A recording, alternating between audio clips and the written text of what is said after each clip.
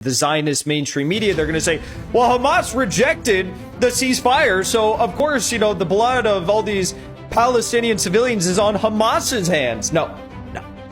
Hamas rejected a temporary ceasefire when Israel's saying surrender or die.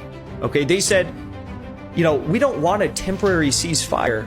What we want is a complete ceasefire, and then we can engage in further negotiations. But let's get that permanent ceasefire on the books, okay?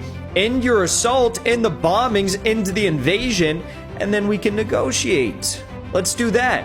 And Israel said, no, we're only going to do a temporary ceasefire for another week. And what does that mean? That means that while this temporary ceasefire is occurring, Israel's going to continue to drone strike innocent Palestinian civilians in the West Bank. They're probably going to launch some bombs into Gaza. They're going to shoot at some Palestinians in the West Bank. Yeah, they might free some Palestinian political prisoners. But what good is that? If they're just going to continue the bombings and the invasion 1 week later, what good is that?